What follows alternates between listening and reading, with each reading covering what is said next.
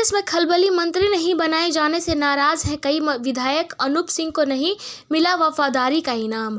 नमस्कार, सुबह सवेरे न्यूज चैनल में आप सभी का स्वागत है। सुबह सवेरे न्यूज चैनल पर आप सब नए हैं तो लाइक और सब्सक्राइब करना नहीं भूले। समाचार विस्तार से। हेमंत सोरेन मंत्रिमंडल में कांग्रेस कोटे से पूर्व की तरह 4 मंत्री शामिल किए गए हैं। मंत्री बनने की दौड़ में कांग्रेस के कई सीनियर सहित 8-10 विधायक शामिल थे। सबने दिल्ली की खूब दौड़ लगाई, आलाकमान तक अपनी बात पहुंचाई, जमकर पैरवी की। जिन 4 विधायकों की किस्मत खुली और मंत्री बने वे तो खुश हैं, लेकिन मंत्री बनने से वंचित रह गए अधिकांश विधायक नाराज हैं। नाराज विधायक अलग अलग तरीके से अपनी बातें रख रहे हैं। 5 दिसंबर को हेमंत सोरेन के मंत्रिमंडल विस्तार के दिन कई विधायक राजभवन नहीं पहुंचे थे। कांग्रेस नेतृत्व नाराज विधायकों से संपर्क कर उन्हें को मनाने में लगा हुआ है। उनको अलग अलग जिम्मेदारी देने का भरोसा दिया जा रहा है। कांग्रेस विधायकों में सबसे अधिक नाराजगी राधाकृष्ण किशोर को मंत्री बनाए जाने को लेकर है। इस संबंध में विधायकों का कहना है कि राधाकृष्ण किशोर नामांकन प्रक्रिया शुरू होने के दौरान दूसरे दल के कांग्रेस में शामिल हुए थे।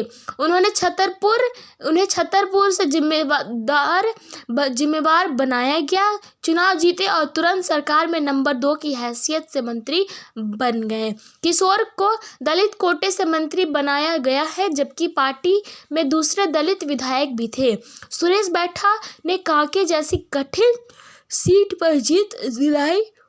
35 साल बाद यह सीट कांग्रेस को मिली है, लेकिन सुरेश बैठा जैसे पुराने नेता को दरकिनार कर दिया गया, नए पर भरोसा जताया गया।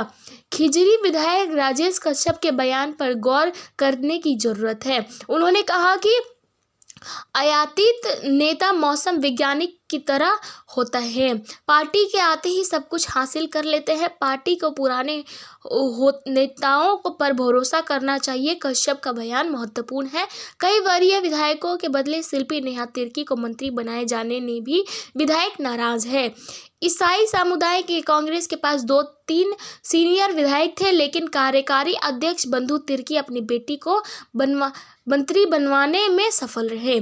बन्ना गुप्ता के चुनाव हारने के बाद ओबीसी कोटे के सीनियर विधायक दीपक प्रदीप यादव के मंत्री बनने की संभावना थी। प्रदीप यादव ने खूब जोर भी लगाया, लेकिन मंत्री नहीं बन सके।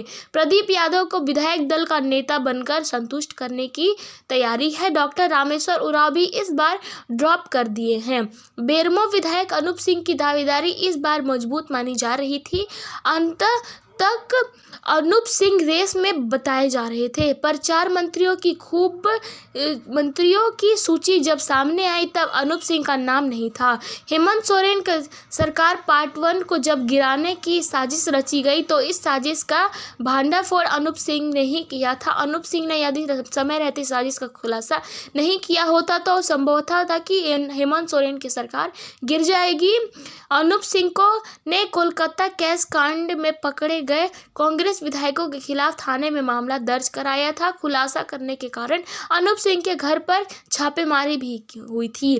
संभावना थी कि अनूप सिंह को इस बार वफादारी का इनाम मिलेगा और मंत्री बनेंगे। अनूप सिंह बेरमो से जयराम महतो व भाजपा के कद्दावर नेता पूर्व सांसद रविंद्र पांडे को हराकर आए हैं। जयराम महतो की बड़ी चुनौती उनके सामने थी, फिर भी वह करीब 30,000 मतों से बड़े अंतर से जीते। अगड़ी जाति के कोटे से भी उनका नाम चल रहा था, लेकिन बात नहीं बनी। दीपिका पांडे सिंह का चयन भी महिला व ओबीसी कोटे से ही मंत्री के लिए हुआ है। जब कांग्रेस के अनूप सिंह का नाम कटा तो संभावना थी कि भवनाथपुर से झामुमो विधायक अनंत प्रताप देव अगड़ी जाति से मंत्री हो सकते हैं, लेकिन अंतिम समय में देव का नाम भी कट गया। इस तरह झारखंड कैबिनेट के इतिहास में पहली बार अगड़ी जाति से कोई मंत्री नहीं है। रामगढ़ विधायक ममता देवी भी ओबीसी व महिला कोटे से मंत्री बनने को लेकर पैरवी कर रही थी।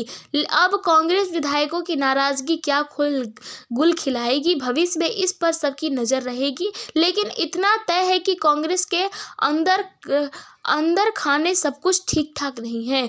इधर राजद में भी संजय प्रसाद यादव को मंत्री बनाए जाने से सुरेश पासवान और संजय कुमार सिंह यादव नाराज बताए जा रहे हैं। सुरेश पासवान ने तो अपने समर्थकों से विरोध प्रदर्शन नहीं करने की अपील तक की है।